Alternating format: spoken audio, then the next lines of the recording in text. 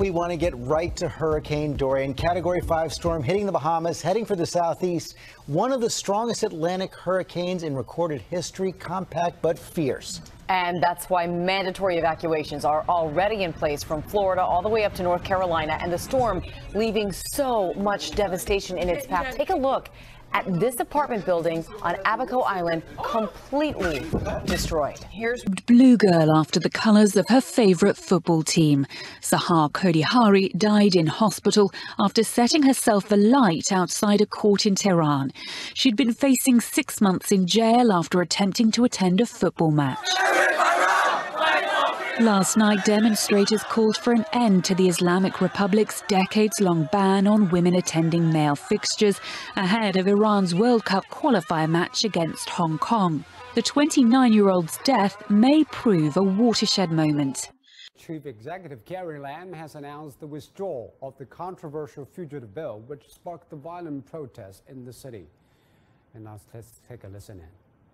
First, the government will formally withdraw the bill in order to fully allay public concerns. The Secretary for Security will move a motion according to the rules of procedure when the Legislative Council resumes. In a series of tweets, President Donald Trump says that as part of ongoing peace talks, he was due to host the Taliban and the Afghan president at Camp David. That's the presidential retreat outside Washington and a famous site for peace negotiations. He said the Taliban were due to fly to the US Saturday evening.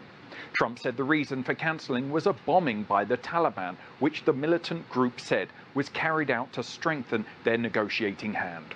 Trump said he is also calling off peace talks with the Taliban, which had been taking place in Qatar. He tweeted, if they cannot agree to a ceasefire during these very important peace talks and would even kill 12 innocent people, then they probably don't have the power to negotiate a meaningful agreement anyway. We should point out that the Afghanistan president had announced Friday that he was postponing a trip to the US.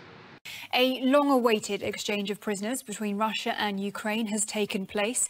The swap could be a significant step towards easing relations between the countries and raising chances of resolving the conflict in eastern Ukraine. Now, fighting there between troops and Russian-backed separatists has killed more than 13,000 people since 2014.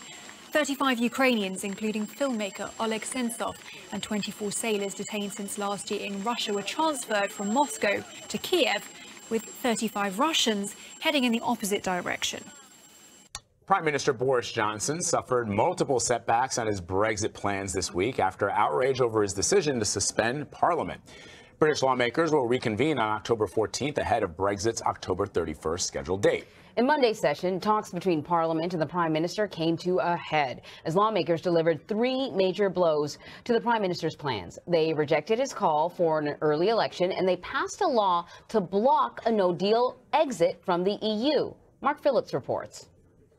They call this place the Mother of Parliaments. Well, Mother was having one of those days. Parliament was being prorogued, they call it, suspended for 5 weeks. And a lot of Mother's children, the MPs, weren't happy. The government says it's sending Parliament away so a new legislative program can be prepared. But everybody knows the suspension is so hardline Brexiter Boris Johnson can get them out of the way. This government will not delay Brexit any further. Except that by law now he is compelled to ask for a delay if he can't get a new deal to leave the EU. And there's no sign of a new deal.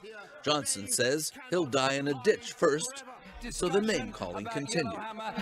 NASA just announced the discovery of 500 new planets. They're all orbiting other stars, not our sun, but one of them shares some similarities with Earth. Meteorologist Tom Sater is joining us now with the details. How many similarities are we talking about? Well, there's criteria to be Earth-like. This is such an interesting and profound statement, really, from the scientists of NASA. Let's back up first. Let's talk about this Kepler activity that we have seen and talked about. In fact, if we can get this, here we go. The Kepler spacecraft took off in 2006 from Cape Canaveral.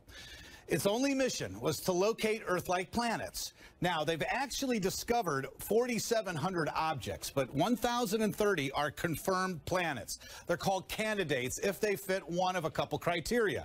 What are the criteria? Let's run through these so you get an idea. This is really interesting stuff here. Criteria: similar to the same size as Earth, rotates around a sun like our star, our sun, and located in a habitable zone. Let's talk about the habitable zone. It's the Goldilocks zone, as you call it. You know the old story.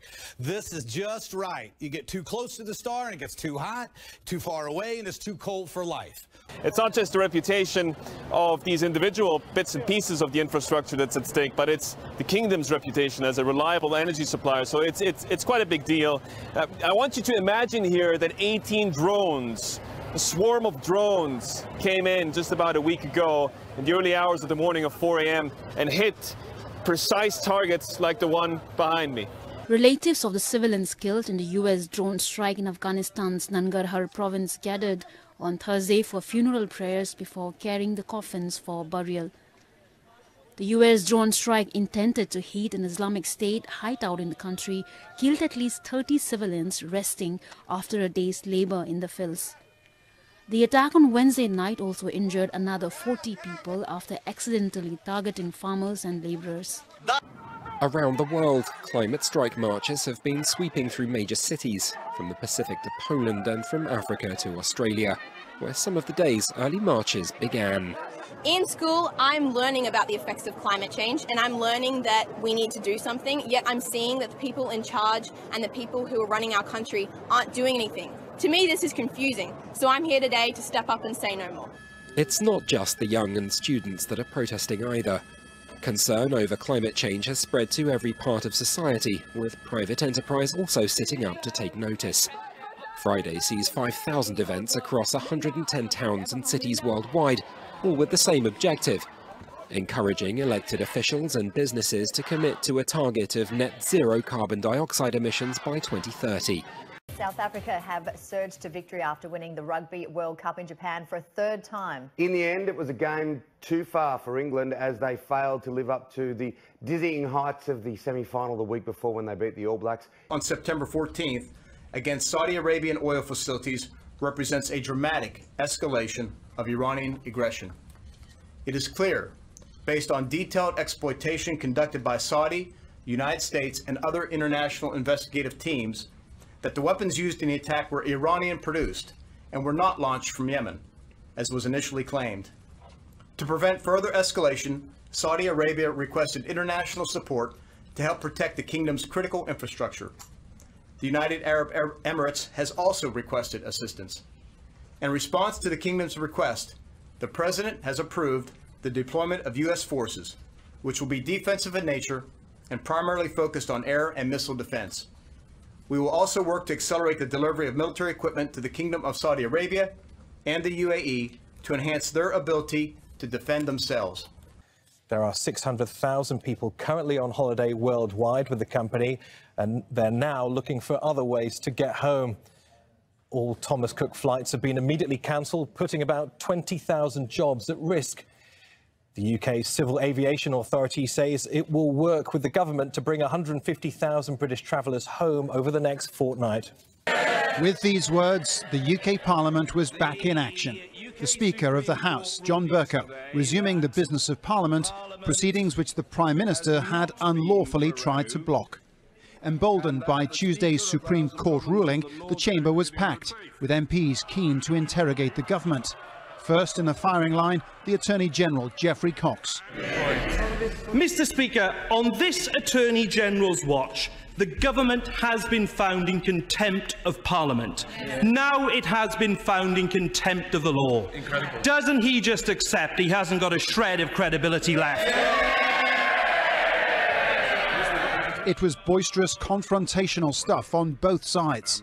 Twice they have been asked to let the electorate decide upon whether they should continue to sit in their seats, while they block 17.4 million people's votes. This Parliament is a disgrace. Spain's Supreme Court has ruled that the remains of dictator Francisco Franco may be exhumed and moved to El Pardo Cemetery north of Madrid. The case has been a controversial one in the country. Franco currently rests in a large mausoleum in the same area as thousands who died in the Spanish Civil War. Some call it a monument to fascism, but Franco's family fought to keep his body where it is. Failing that, they had requested he be moved to the family crypt in central Madrid.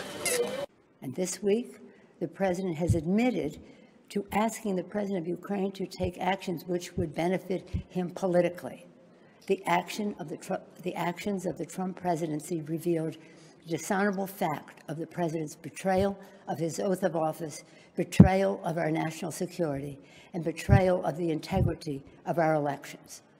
Therefore, today, I'm announcing the House of Representatives moving forward with an official impeachment inquiry. I'm directing our 6 committees to proceed with their investigations under that umbrella of impeachment inquiry. The president must be held accountable. No one is above the law.